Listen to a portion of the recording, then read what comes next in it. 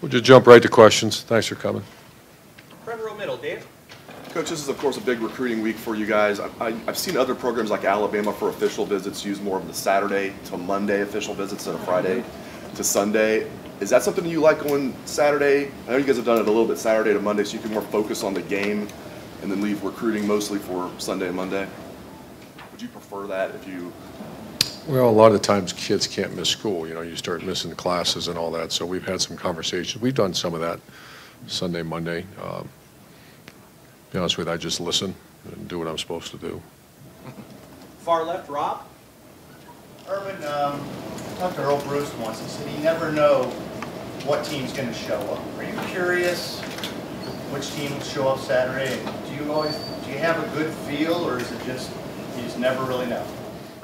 I'd like to think we have a very good feel. I'm not sure how to answer that. You know, I've been around a couple times, not very often, and we're so practice-oriented here. I love when I hear our players talk about J.T. Barrett. The reason we've played well is we've been practicing the best we have in several years, and I'm not just talking about the players. You know, I grade our coaches at practice. You know, I evaluate our coaches at practice, and the energy level and moving around and getting guys going. So we're more, and I have an indication how they're going to play and how they practice. Is there a curiosity factor for you at all, though? No. Curiosity, no. Second row left, Ari.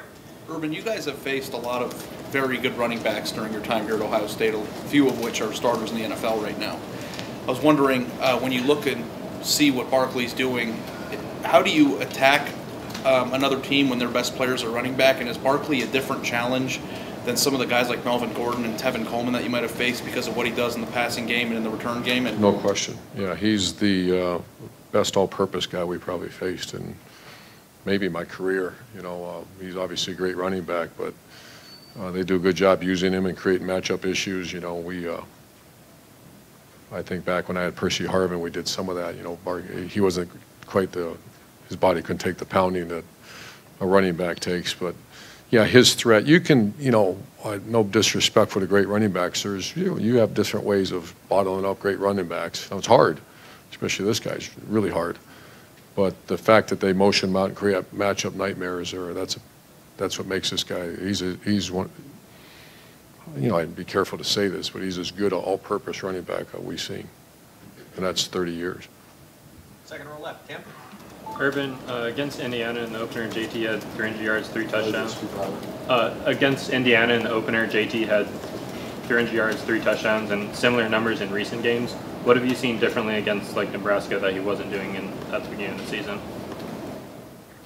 He's other than one game, and it happened to be against the best defense we faced this year. So we're all realistic about what's coming down. This happens to be the #1 pass defense in America, I believe. So he's been very consistent, other than that one game.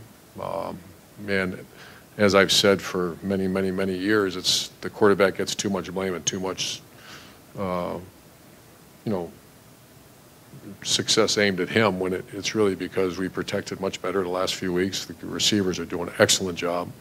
But what have you done for me lately? We're going to find out against this team. Front row left, Doug. Urban, this is kind of the question you answered before a little bit, but I guess this is the whole point of coaching. When you have a good team, the idea of getting your good team to play its best against a great opponent, right? I mean, you don't play every single week of 12 weeks exactly the same. Every team has some ups and downs. What is it that goes into getting your good team to play its best when it matters most? Well, we've had templates of both. We've had templates when our team played their very best against the best opposition, and that was, we've had a few years like that, but the most obvious one was 2014. Same with, we've had maybe some, you know, last year would probably fall in the opposite category. Against the best teams, we didn't play our best. And that's leadership, that's toughness, that's coaching, that's power of the unit. Those are all the things that we worked so hard from February until now working on. It's not, you know, it's funny, it's not, what did you say to the team before the Alabama game a few years ago? I don't care, and no one remembers. It's the training that went into that. You know, and I know some people call it the process, some people call it whatever it is, but that's all true. It's I call it a culture within a program, and the culture is driven by leaders. If you have very strong leaders on the field and very strong leaders in the coaching rooms, you tend to have very great performances against the great teams. When you guys have the bye week, is Demetrius Knox definitely your right guard right now? Is that settled? Yeah, as of right now, and you know, it's a day-to-day. You know, and I'd like to think that there's other guys in this program going to keep swinging and fight as hard as they possibly can for that spot. He did great at winter. This will be a hell of a challenge this week. Front row right, Austin. Urban, to go back to Barkley and also with some inconsistency you've had on kickoff, does that influence your thinking, or do you feel better after what maybe you saw during the bye week practices? No, it's certainly anytime you face, you know, I think the guy at our rival last year was a great kickoff return guy, and we faced a few. The better I feel about them, then the more challenge them. And I feel great, you know, other than a couple bad ones. And a lot of it's been the placement of the kick. So we've adjusted that, and it's changed. So, you know, what's the definition of insanity? Keep doing the same thing over and over again, expecting different results. So we're working extremely hard on that. Throughout your career, have you found revenge to be a good motivating factor, or indifferent to that sort of thing when you lose to a team the year before? I've seen both, you know, and we haven't decided, you know, I kind of listen and watch, and sure, I think you're talking about 18, 19, 20-year-olds. Yeah, we've used that quite a bit. None of the times you move on. Front row middle, Bill. You have the kind of the opposite situation of last year. Last year you had the back-to-back road games, Wisconsin and Penn State. They're facing a little bit the opposite. You're coming off the off week.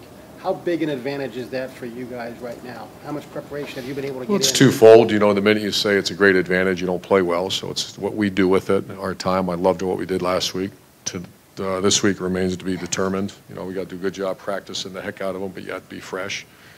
The other instance is when you're playing very well, you'd like to keep rolling.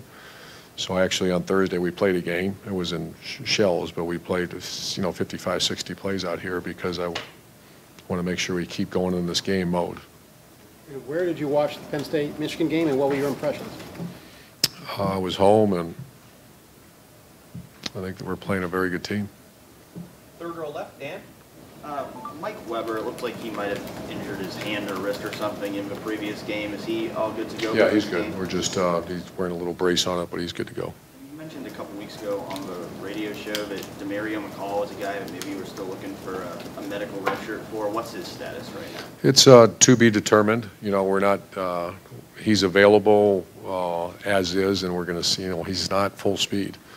So that's week to week as we keep moving forward, but he's not full speed yet. Second row middle, Ryan. You've been really successful over the course of your career in games after bye weeks. I'm just wondering, over the course of your career, has your approach of how you've handled that bye week changed at all? And Sure. does it change when you're facing an opponent like this? Sure. If you have, I remember one year, you know, we had a really bad team, and we went out full pads for 5 straight days and practiced and got better. I've had very good teams where we're very mature, and we backed off them a little bit. So yeah, there's no template. It's, you know, depends on the team. Front row right, Tim. Yeah, Urban, 2 things. You were asked a while ago where you watched the game, how your reaction to it, but as you watched what they did defensively against Michigan, what just jumped out at you about the way they came after Michigan? They just come after you. They're very aggressive with their, you know, the defensive line is not a read and react. They're up the field, and they were, you know, they menaced, you know, the team up north. They were all over the place. Number 40 especially, is he their wild card guy? I mean, Cabrenda, I mean, what just jumps out at you when you see him on video? A great player. You know, I see, you know, the combination of him and that defensive line, like any very good team, that's what you notice right away is the explosiveness of the defensive line and a guy like number 40, great player. The 3 main guys, Paris Campbell, Jamarco Jones, Jalen Holmes, where do they stand right now are they ready to go? What's just they're playing. Yeah, they're playing? Yeah. Okay. And far left, Matt. You offensively like to put stress on the defense, but there's so much attention paid to Barkley, but the passing game of Penn State and Sorley, how much of a challenge is that going to create for you defensively? Yeah, he'd probably be the first one to tell you. I don't know him, but he'd be the first one to tell you and tell him that tight end, the receivers, and you know, he's a product of some really good players. I mean, he threw a couple of jump balls up, and they have very good personnel. They've done a nice job developing and recruiting good personnel. And for your guys, I mean, Austin asked you about revenge. Does that even affect? This is such a big game. It's number 2 versus number 6. Sure it is. You have to you know, you have to figure you're dealing with youngsters, and sure, is revenge a motivator?